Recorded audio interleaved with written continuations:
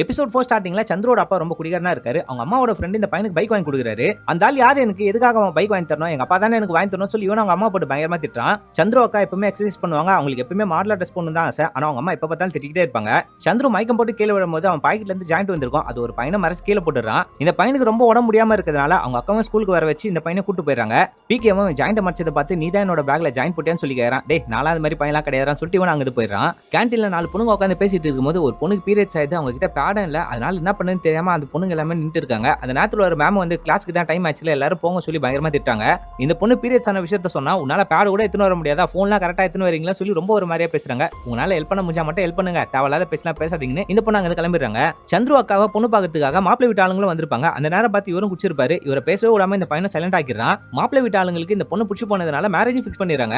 School உள்ள phone எடுத்துட்டு வரக்கூடாதுன்னு சொல்லி இவங்க எல்லாருமே செக் பண்ணி அனுப்புறாங்க. ஆனா இவங்க எல்லாருமே ரொம்ப ட்ரிக்காவே போன் எடுத்துட்டு வராங்க.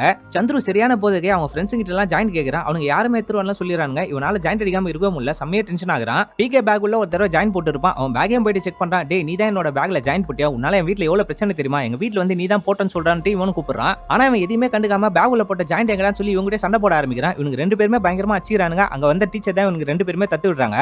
இவனுக்கு 2 பேரும் சண்டை போட விஷயத்தை டீச்சரும் விபி மேடம் கிட்ட கம்ப்ளைண்ட் பண்ணிடுறாங்க. அதனால இவனுக்கு ஆபீஸ் வெளியே வெயிட் பண்றானுங்க. அப்படியே இந்த எபிசோடையும் முடிக்கிறாங்க.